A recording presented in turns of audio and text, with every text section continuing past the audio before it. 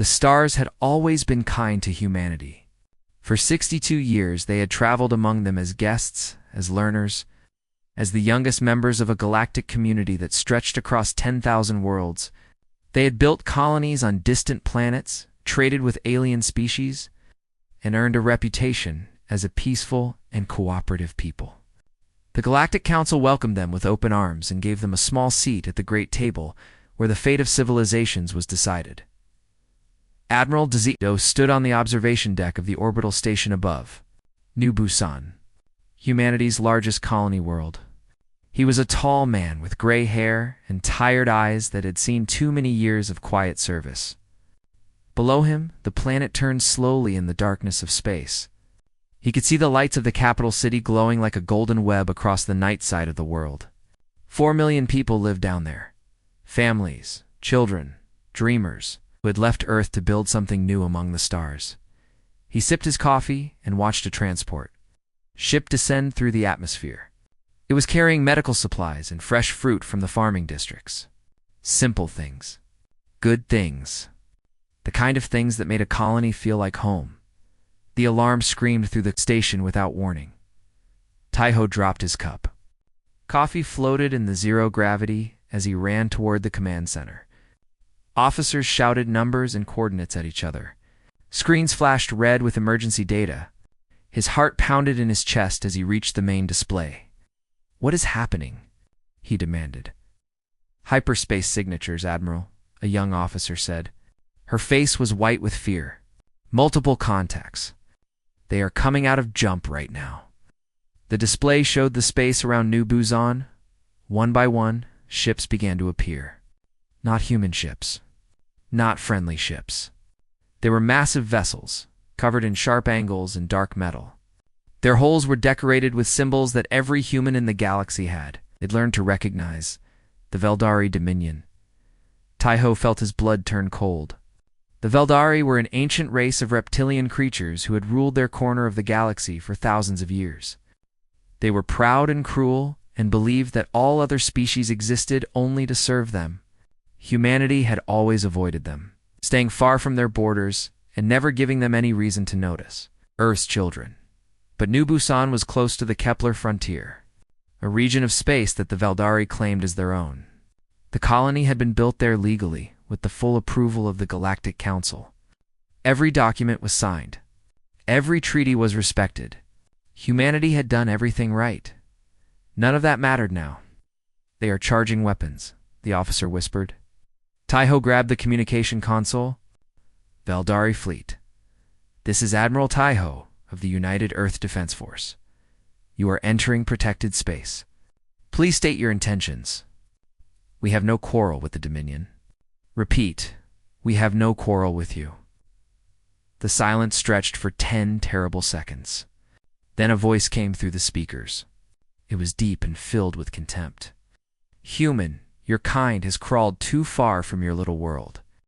The Kepler frontier belongs to the Dominion. Your presence here is an insult. This insult will be corrected." The transmission ended. Taiho turned to his crew. "Get me a line to Earth now and begin evacuation of the STAs." Kinetic rounds struck the station before he could finish his sentence. The floor buckled beneath his feet. Metal screamed as the hole tore open. Taiho was thrown against the wall as the artificial gravity failed. Through the broken windows, he watched the Veldari fleet begin its bombardment of the planet below. They did not use precision strikes. They did not target military bases or government buildings. They simply fired at everything. Massive metal rods fell from orbit at impossible speeds, striking the surface with the force of nuclear explosions. Cities vanished in clouds of fire and dust. Forests became oceans of flame. The golden lights of the capital went dark in an instant. Taiho floated in the wreckage of his station and watched his world die. Blood floated from a wound on his head. His lungs burned from the escaping atmosphere. But he could not look away. He owed the dead that much. The bombardment lasted 73 minutes. When it was over, New Busan was silent. The Veldari fleet turned and jumped back into hyperspace without a word. They left no message. They offered no explanation. They simply killed 4.2 million humans and disappeared into the darkness between stars. On Earth, Defense Minister Yuna received the transmission in real time. She stood in the war room beneath the old mountains of Korea, surrounded by generals and advisors and politicians who all stared at the screens with horror on their faces. The images showed the devastation in terrible detail. Craters where cities had been. Smoke rising from a world that had been alive just hours ago. No one spoke. No one could find words for what they were seeing. Yuna was a small woman with sharp eyes and black hair that was beginning to show threads of silver. She had spent her entire career preparing for threats that she hoped would never come. She had built defenses and trained soldiers and stockpiled weapons, all while praying that humanity would never need them. That prayer had not been answered. She watched the final images from New Busan, a child's toy floating in the ruins. A hospital burning in the night, a family photograph half buried in ash. These were not soldiers. These were not warriors. These were ordinary people who had trusted their government to keep them safe. She had failed them. Yuna turned to General Dongwu, her oldest friend and most trusted commander. He was a massive man with a face like carved stone and hands that had held weapons since he was a boy.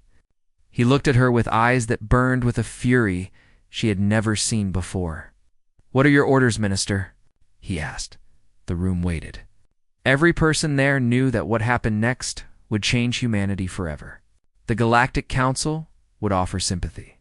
They would promise investigations and hearings and perhaps even sanctions against the Veldari. But everyone knew the truth. The Council was weak. The Veldari were strong. And humanity was supposed to accept this tragedy and move on. Yuna thought of the children of New Busan.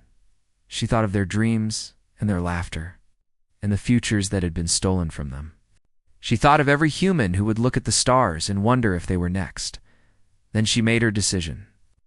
"Wake up the sleeping giants," she said. Dongwu nodded once. He understood. They all understood the Galactic Council sent their condolences that evening. They expressed deep concern and promised to look into the matter. They expected humanity to cry and beg and wait for help that would never come. They had no idea what they had awakened. Deep beneath the surface of a dozen worlds, ancient machines began to stir. Factories that had been silent for decades roared back to life. Soldiers who had trained in secret received their orders. And somewhere in the darkness of space, humanity began to sharpen its claws. The galaxy thought humans were harmless. The galaxy was about to learn how wrong it had been. 3 months passed after the massacre of New Busan. The Galactic Council watched humanity with careful eyes, waiting to see how the young species would respond to such terrible loss. They had seen this before. Young civilizations often collapsed after trauma. They turned on each other, blamed their leaders, and tore themselves apart from the inside. The Council expected riots in human cities. They expected governments to fall. They expected humanity to come crawling back to the great powers of the galaxy, begging for protection. None of that happened. Instead, humanity went quiet. Their ambassadors attended council meetings, but said little. Their trade ships continued their routes, but their crews spoke only of business. Their colonies closed their borders to visitors and politely declined all requests for interviews. From the outside, it looked like a species in mourning. It's broken by grief to do anything but go through the motions of daily life. The Veldari Dominion celebrated their easy victory. High Commander Vorax, the reptilian general who had ordered the attack, boasted to his allies that humanity had been properly humbled. He held feasts in his palace and displayed images of burning human cities on his walls like trophies. He told anyone who would listen that the Kepler frontier now belonged to the Dominion without question, and that the humans had learned their place in the galaxy. He could not have been more wrong. Deep beneath the frozen surface of Europa, one of the moons of Jupiter, Fleet Commander Jiwan walked through a cavern that officially did not exist. The ice above her head was 3 kilometers thick. The facility around her stretched for hundreds of kilometers in every direction, and filling that facility were ships, hundreds of ships. Warships that humanity had been building in secret for decades. Giwan was a woman of 40 years, with short black hair and a scar across her left cheek from a training accident long ago. She had joined the military as a young girl and risen through the ranks by being smarter, faster, and more ruthless than anyone around her. She had spent her entire adult life preparing for a war that most humans believed would never come. Now that war was here, she was ready. She stopped in front of the largest ship in the fleet. It was called the Hammer of Inchen, and it was the most powerful weapon humanity had ever built. Its hull was covered in armor that could withstand direct nuclear strikes. Its engines could push it to speeds that the Galactic Council believed impossible, and its weapons were designed not just to destroy enemy ships, but to end civilizations. "How long until we are ready?" she asked the officer beside her. 3 more weeks, Commander. All ships will be fully armed and crewed by then." Kiwa nodded. 3 weeks. After 3 months of silence, 3 more weeks meant nothing. The Veldari thought humanity was broken. They would learn the truth soon enough. On the far side of the solar system, Dr. Sumi sat alone in her laboratory on the dark side of the moon. She was an old woman now, with white hair and hands that shook slightly when she was tired. She had spent 40 years of her life working on a single project, a weapon so terrible that she had prayed it would never be used: the Cascade Warhead. It was a small device, no larger than a human child, but it contained technology that could end stars. When activated, it would create a chain reaction in the heart of a sun, destabilizing the nuclear fusion that gave the star its light. Within hours, the star would collapse and then explode, destroying everything within billions of kilometers. Sumi had built it as a deterrent. The idea was simple. If any species knew that humanity possessed the power to destroy suns, no one would ever dare attack Earth. But the weapon was never supposed to be used. It was supposed to remain hidden, a secret guardian watching over humanity from the shadows. Now, looking at the data from New Busan, Sumi understood that deterrence had failed. The Veldari had attacked because they did not know what humanity was capable of. They did not know because humanity had kept its true power hidden. That had been a mistake that cost 4.2 million lives. Sumi made a decision. She would complete the final preparations on the Cascade Warhead. She would make sure it was ready for deployment. And if the order came, she would watch a star die without regret. The Veldari had made their choice. Now they would live with the consequences in the darkness between stars. Lieutenant Hunwoo led his team through the shadows of Veldari space. They were special operations soldiers, trained since childhood to move without being seen and strike without warning. Their mission was simple, but dangerous. They were to map every Veldari defense network, identify every weakness, and prepare the battlefield for the fleet that was coming. Hunwoo was young, only 28 years old, but he had the eyes of a much older man. He had lost his sister on New Busan. She had been a teacher at a school in the capital city. She had died trying to protect her students from the falling sky. He did not speak of her. He did not need to. Everyone on his team had lost someone. They all carried the same cold fire in their hearts.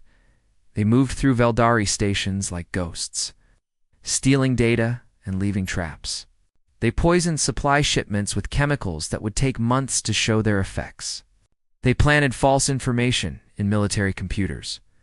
They turned Veldari officers against each other with carefully crafted lies, and they left no trace.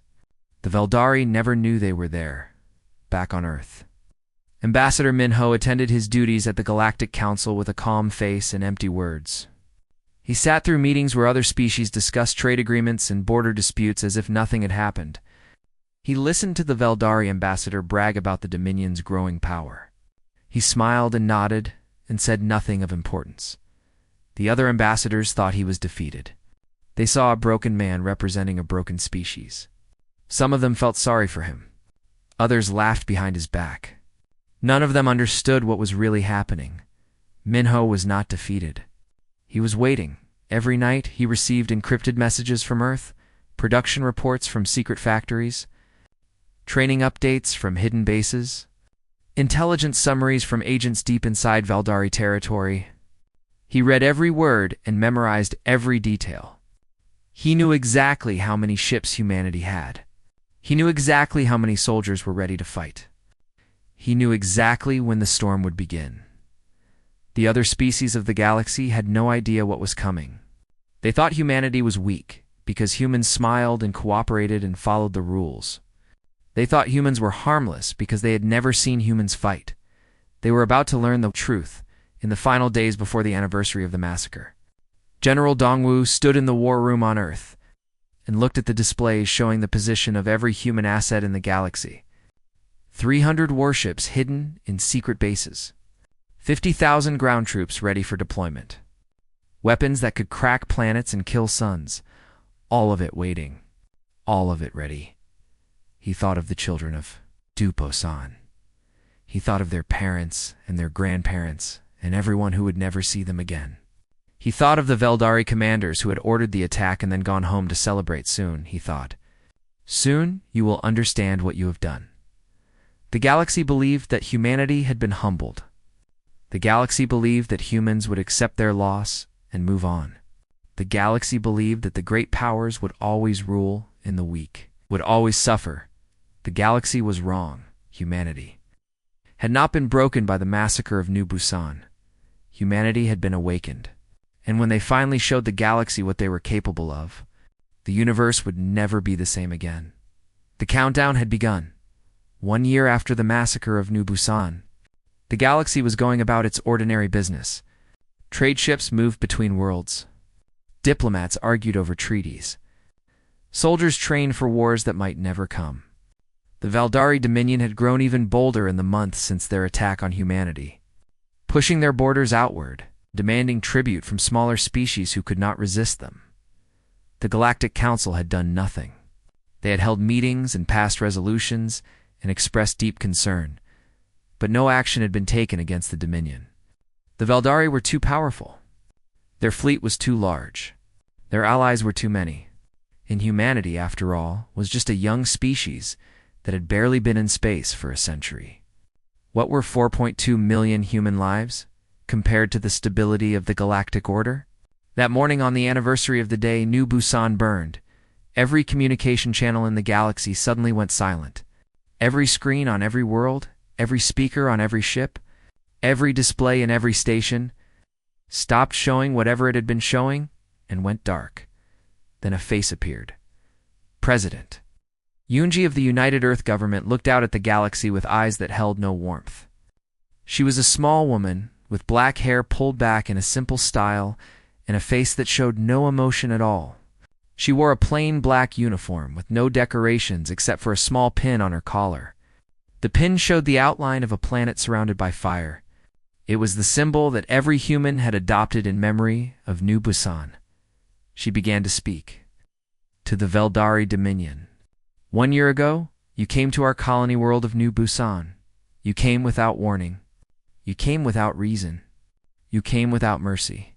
In 73 minutes, you killed 4.2 million of our people. Children, parents, grandparents, teachers, and doctors and farmers and artists. People who had never harmed you. People who had never threatened you. People who only wanted to live their lives in peace. Across the galaxy, billions of beings watched in silence. You killed our children. You burned our homes. You laughed. Your High Commander displayed images of our burning cities in his palace like trophies. Your officers celebrated the massacre as a great victory. Your government told the galaxy that humanity had been properly humbled. Her voice remained calm. That made it more terrifying. We did not come to this galaxy seeking war. We came seeking friendship, knowledge, and peace. We joined your council. We followed your laws. We respected your treaties. We believed in your justice. For 62 years, we were good neighbors. We helped when we could. We asked for nothing but the chance to grow and learn among the stars. She leaned forward slightly. The Galactic Council expressed concern and did nothing. The great powers of the galaxy watched our children die and went back to their business. We were told to accept our loss. We were told to move on. We were told that this was simply how the galaxy worked. For the first time, something flickered in her eyes. It was not sadness. It was not fear. It was something far more dangerous. We reject your justice. We reject your order. We reject every treaty, every agreement, and every promise that failed to protect our people. From this moment forward, humanity answers to no one but itself. She straightened. This is not a request for reparations. This is not a plea for intervention. This is not a warning or a threat. This is a declaration of total war against the Veldari Dominion. We will not stop until every Veldari warship has been destroyed. We will not stop until every Veldari military base has been reduced to ash. We will not stop until the Dominion exists only in history books. As a warning to any species that would ever consider harming humanity again, her voice dropped to barely above a whisper. You thought we were weak. You thought we were harmless? You thought you could kill our children and face no consequences? You were wrong. She looked directly into the camera, and somehow it felt like she was looking at every being in the galaxy at once. To the Galactic Council, stay out of our way. Any species that offers aid or shelter to the Veldar will be considered an enemy of humanity. Any ship that interferes with our operations will be destroyed. This is not negotiable. This is not open for discussion. This is simply how things will be. The screen flickered. Remember New Busan? Remember what you allowed to happen? Remember that you could have stopped it and chose not to. Her final words were spoken with absolute certainty. Now watch what happens next. The transmission ended. Across the galaxy, there was silence in the Great Hall of the Galactic Council. Hundreds of ambassadors sat frozen in their seats. They had never seen anything like this. Young species did not declare war on ancient empires. Young species did not threaten the entire galactic order. Young species accepted their place and waited for their turn to grow powerful. Humanity was not following the rules. The Veldari ambassador was the first to recover. He was a tall, reptilian creature with scales the color of dried blood and eyes that glowed with cold fury. He stood and addressed the council with contempt in his voice. This is madness. This is the desperate bark of a dying species. Humanity has no fleet capable of threatening the Dominion. They have no weapons that can match ours. They are children throwing a tantrum because they were disciplined for stepping out of line. He turned to the other ambassadors. I demand that the Council condemn this declaration. I demand that sanctions be placed on Earth immediately.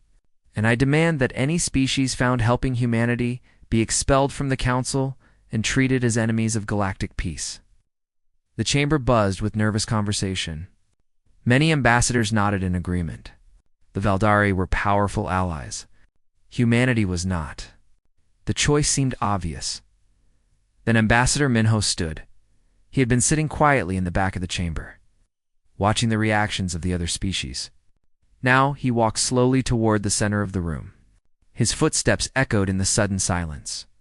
Counselors, he said, his voice calm and clear.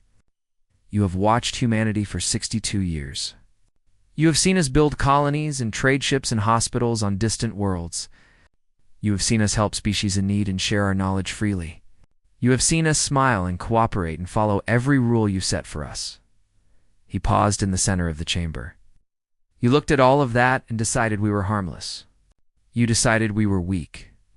You decided that our kindness meant we had no strength. He turned to face the Veldar ambassador directly. He had 60 years to see who we really are. You chose not to look. You saw what you wanted to see.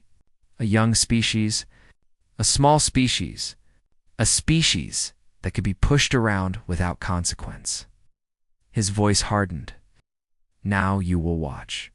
You will watch what happens when you push humanity too far. You will watch what happens when you kill our children and expect us to simply accept it. You will watch, and you will remember. He turned and walked toward the exit. Ambassador Minho, the council speaker, called out, Where are you going? This session is not over. No. Minho stopped at the door. He did not turn around. For humanity, it is. He walked out into the corridor and did not look back. Behind him, the chamber erupted in chaos. Species shouted at each other. Alliances formed and broke in seconds. Fear spread through the room like a disease. Somewhere in the darkness of space, the Retribution fleet began to move. 300 warships emerged from their hiding places and set course for Veldar territory. Their weapons were armed. Their crews were ready. And every single one of them carried the memory of New Busan in their hearts. The war had begun, and the galaxy would never be the same again. The Veldari Dominion had ruled their corner of the galaxy for 6,000 years. In all that time, no enemy had ever struck at their core worlds. No fleet had ever broken through their defenses. No species had ever made them feel fear. That changed in a single day. The attack came at dawn on 17 Veldari worlds simultaneously. There was no warning. There was no negotiation. One moment the skies were peaceful, and the next they were filled with human warships raining fire down on everything below. Captain Suni stood on the bridge of the Hammer of Inchin and watched the largest Veldari shipyard in the galaxy burn. It was a massive structure that orbited the third planet of the Dominion's home system, a place where thousands of warships had been built over thousands of years. The Veldari had believed it was untouchable. They were wrong. "Target the construction bays," Suni ordered.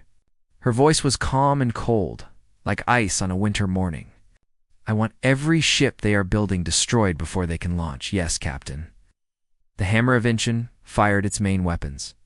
Beams of energy that burned hotter than the surface of a sun tore through the shipyard's defenses like paper. Explosions blossomed across the structure as fuel tanks ruptured and reactors went critical. Veldari workers tried to flee in escape pods, but Suni did not order her gunners to target them. She was not here to kill civilians. She was here to end the Veldari's ability to make war. Across the system, other human ships were doing the same thing. Weapons factories, fuel depots, communication centers, military academies. Everything that supported the Veldari war machine was being systematically erased from existence. The Veldari fleet tried to respond, but they were too slow. The humans had studied their tactics for months. They knew where every Veldar ship would be positioned. They knew how long it would take for reinforcements to arrive. They knew every weakness in the Dominion's defenses, and they exploited every single one. On the ground, Colonel Jaewon led the 47th Drop Infantry into the heart of the Veldari capital. They came down from the sky in armored pods that hit the surface like meteors, smashing through buildings and defensive walls. Within minutes, 10,000 human soldiers were on the streets of a city that had never seen war. Jaewon was a hard man with a face full of scars and a reputation for getting impossible jobs done. He had fought in a dozen small conflicts across the galaxy, always in the shadows, always without recognition. Now, for the first time, he was fighting in the open. "Remember the rules," he told his soldiers through the communication network. "Military targets only. We are not here to murder civilians. We are here to destroy their ability to fight." The soldiers moved through the city with mechanical precision. They attacked military bases and government buildings. They destroyed weapons, storage facilities, and command centers. They captured Veldari generals and transmitted their surrender orders across the planet, but they did not occupy. They did not conquer. When their mission was complete, they loaded back into their pods and returned to the ships waiting in orbit. The whole operation took less than 6 hours. The Veldari had never seen anything like it. Their military doctrine was based on slow, grinding campaigns that lasted for years. They conquered worlds by wearing down their enemies over time. The idea of striking fast and hard and then disappearing was completely foreign to them. Humanity had invented a new kind of war, and the Veldari had no idea how to fight it. Within 3 weeks, the Dominion had lost half of its fleet. Their communication networks were in ruins. Their supply lines had been cut. Their generals were dead or captured. High Commander Vorax, the same officer who had ordered the attack on New Busan, sent a message to the human fleet begging for a ceasefire. General Dong Wu received the message on his command ship. He read it carefully, then recorded his response. "Hi, Commander Vorax. 1 year ago, you attacked our colony of New Busan without warning or mercy. You killed 4.2 million of our people, including children who had never harmed anyone. When it was over, you celebrated. You called it a great victory. His voice was flat and emotionless. Ubasan did not get to surrender. Neither do you. The message was broadcast to every world in the Dominion. The Veldari people, who had been raised to believe that their military was invincible, watched in horror as their empire crumbled around them.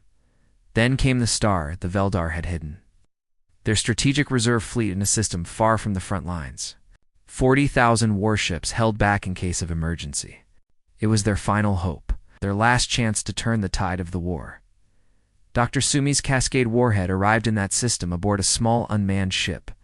It was detected immediately, but the Veldari did not understand what it was. They assumed it was a reconnaissance drone, did not bother to destroy it. That was their final mistake. The warhead activated. For a moment, nothing happened. Then the star at the center of the system began to flicker. Its light changed from yellow to orange to a deep, angry red. The Veldari ships tried to flee, but there was nowhere to go. The hyperspace lanes had been jammed by human interference. The star collapsed. When it exploded, it took everything with it. 40,000 warships, space stations, mining facilities. Everything within billions of kilometers was vaporized in an instant. The light from the explosion would be visible across the galaxy for centuries. The Galactic Council held an emergency session that night. Species that had existed for 10,000 years sat in terrified silence. They had heard rumors about human weapons, but they had not believed them. No species in galactic history had ever possessed the power to destroy stars. Elder Counselor Vrix was the oldest member of the assembly. He had served on the council for 300 years and had seen empires rise and fall. He had believed that he understood how the galaxy worked. Now he understood that he had been a fool. "We made a mistake," he said, his ancient voice trembling. "We watched humanity for 60 years and saw what we wanted to see. We saw their smiles and assumed they had no teeth. We saw their patience and assumed they had no rage. We saw their kindness and assumed they had no capacity for cruelty." He looked around the chamber at the frightened faces of his colleagues. "We were wrong. Humanity is not a weak species that can be pushed around without consequence. Humanity is a sleeping predator that we poked until it woke up. And now we must all live with what happens next." The Veldari ambassador tried to speak, but no one listened. The Dominion had fallen from the most feared power in the galaxy to a dying empire in less than a month. Their fleet was destroyed. Their worlds were in chaos. Their people were beginning to revolt against the leaders who had brought this disaster upon them. High Commander Vorox was found dead in his palace 3 days later. His own officers had killed him. They hoped that offering his head to humanity might stop the destruction. It was not enough. The war continued for 3 more months. Humanity did not stop until every Veldar military base had been destroyed. They did not stop until every warship had been captured or sunk. They did not stop until the Dominion signed an unconditional surrender. Then, and only then, did the killing stop. The galaxy watched in stunned silence. They had thought they understood humanity. They had thought humans were soft and weak and easily controlled. They had been catastrophically wrong. And now they had to figure out how to live in a galaxy where humanity was no longer willing to be pushed around. The Veldari Dominion surrendered. On a cold morning 6 months after President Yunji had declared war, the ceremony took place in the Great Chamber of the Galactic Council, where representatives of 300 species watched in silence as the last leaders of the Dominion signed the documents that ended their empire forever. Their military was disbanded. Their territory was divided among neighboring species who had suffered under their rule for centuries. Their homeworld was placed under permanent human observation, watched by satellites that would circle the planet for as long as humanity existed. The Veldari people were not harmed. Humanity built hospitals on their worlds and helped feed their hungry. They sent doctors to treat the sick and engineers to repair the damage from the war. They treated their defeated enemy with a kindness that confused everyone who witnessed it. When asked why, General Dongwu answered simply, "We did not fight the Veldari people. We fought their empire. Their people were victims too, ruled by monsters who used them as tools. Our war was never with farmers and teachers and children. Our war was with those who killed our own. The galaxy did not know what to make of this. Victorious species were supposed to enslave the defeated, or at least exploit them. Humanity did neither. They simply made sure the Valdari could never threaten anyone again. And then they started helping them rebuild. It was confusing. It was unexpected. And it made humanity even more frightening than the war had. 1 month after the surrender, President Yunji addressed the Galactic Council for the final time. The chamber was completely full. Every species that had a seat at the table had sent their highest representatives. Those who did not have seats found ways to watch from the galleries above. Everyone wanted to hear what humanity would say next. Yunji walked to the center of the chamber and stood alone. She wore the same plain black uniform she had worn during her declaration of war. The same small pin showing a burning planet was still on her collar. She looked older than she had a year ago. The war had cost her something that could not be measured. But her eyes were clear, and her voice was steady. Counselors. Citizens of the galaxy, 1 year ago I stood before you and declared war on the Valdari Dominion. I told you that we would not stop until they existed only in history books. Some of you thought I was mad. Some of you thought I was lying. Some of you believed me, but thought we would fail. She paused and looked around the chamber. We did not fail. The Dominion is gone. Their fleet is destroyed. Their empire is dissolved. The species that lived under their rule for thousands of years are free for the first time in memory. The war is over, and humanity won. No one spoke. No one moved. I know that many of you are afraid of us now. I know that you look at what we did to the Valdari and wonder if you might be next. I know that you are trying to calculate how to appease us or how to defend against us or how to form alliances that might protect you from human anger. Her voice softened slightly. Me be clear about what happened here. We did not want this war. We spent 62 years proving that we were peaceful. We offered friendship to everyone who would accept it. We followed every rule your council set for us. We asked for nothing but the chance to live among the stars as equals. She pointed toward the empty seats where the Valdari ambassadors used to sit. They killed our children. They burned our homes. They did it because they thought we were weak. They did it because they thought no one would stop them. They did it because this council allowed them to believe that such things were acceptable. Her voice grew harder. We will not allow such things to be acceptable ever again. She turned in a slow circle, meeting the eyes of every ambassador in the chamber. Humanity will remain peaceful. We will continue to be your neighbors, your trading partners, your friends. We will help when you ask for help. We will cooperate when cooperation benefits everyone. We will work toward a better galaxy where all species can live in peace and security. She stopped turning and faced the assembly directly. But understand this. If anyone ever attacks human civilians again, what we did to the Valdari will look like mercy. We will not file complaints with the council. We will not ask for investigations. We will not wait for justice that never comes. We will simply respond, and we will not stop until the threat to our people no longer exists. The silence in the chamber was absolute. We are not a warrior species. We do not seek conquest or glory or power over others, but we protect our own, always, without limit, without hesitation, without mercy for those who harm the innocent. She took a deep breath. Remember New Busan? Remember the 4.2 million humans who died there because this council failed to protect them? Remember what we built in secret while you assumed we were too weak to defend ourselves? Remember the star we killed to end a war we did not start? Her final words were spoken with quiet certainty. Remember all of this, and choose wisely. She stepped down from the podium. Ambassador Minho was waiting for her at the edge of the chamber. He offered her his arm, and she took it. Together, they walked toward the exit. The assembly remained silent as they left. No one knew what to say. No one had ever seen a species rise from nothing to the most feared power in the galaxy in less than a century. No one had ever seen such devastating military power combined with such generous peacetime behavior.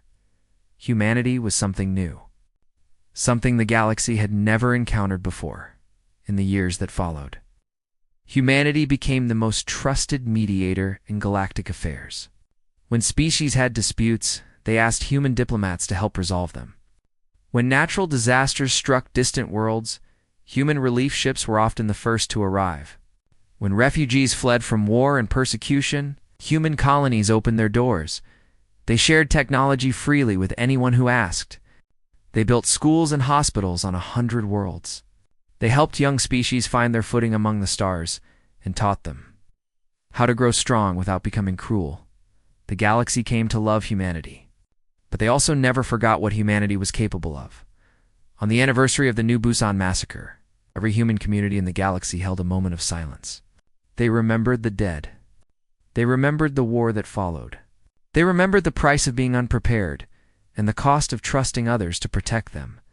And in the great halls of the Galactic Council, the older species taught the younger ones about humanity. They told them about the smiling ambassadors who followed every rule. They told them about the secret fleet that had hidden in the darkness for decades. They told them about the star that died and the empire that fell and the message that President Yoonji had delivered to the galaxy. They warned the younger species never to mistake human kindness for weakness. They warned them never to test human patience. They warned them never, under any circumstances, to harm human civilians. Because humanity remembered. Humanity always remembered. And humanity would respond. 500 years later, the galaxy was a more peaceful place than it had ever been. Wars were rare. Invasions were almost unknown. Species that had fought for millennia learned to live together in something approaching harmony. Historians debated why this had happened. Some said it was because the galaxy had matured. Some said it was because of new technologies that made war too destructive to be useful. Some said it was simply luck. But the oldest species, the ones who remembered the human Veldari War, knew the truth. Peace existed because humanity existed. Peace existed because every species in the galaxy knew what would happen if they broke it. Peace existed because one small, young species had shown the universe that there were consequences for cruelty. In the end, humanity had not conquered the galaxy. They had not built an empire or demanded tribute or forced others to kneel. They had simply made it clear that attacking the innocent would not be tolerated. In the galaxy finally had listened on Earth, in a small museum in the mountains of Korea. There was a memorial to the victims of New Busan. It contained the names of all 4.2 million people who had died that day, carved into black stone that would last for millions of years at the base of the memorial. There was a simple inscription, "You remember, we always remember, and we will never forget." Visitors came from across the galaxy to see it. They stood in silence and read the names and thought about what had happened here. They thought about the children who had died and the war that had followed and the galaxy that had changed forever, and they understood, finally, what humanity was: not a warrior species, not a peaceful species, something more complicated than either, a species that hoped for the best and prepared for the worst, a species that offered friendship to everyone and mercy to those who deserved it, a species that would sacrifice anything to protect its own. Species that remembered. The galaxy was lucky that humanity had chosen to use its power for peace. The galaxy was lucky that humans preferred building hospitals to burning cities. The galaxy was lucky that the young species they had once dismissed as harmless had grown up to become the guardians of galactic civilization. But luck could change. And every species in the galaxy knew that if they ever gave humanity a reason to remember them the way they remembered the Veldari, there would be no second chances. So the galaxy chose peace. And humanity finally got the future it had always wanted, a future among the stars. A future of friendship and cooperation and growth. A future where no one would ever kill human children again, because the galaxy had learned its lesson, and humanity had made sure they would never forget it.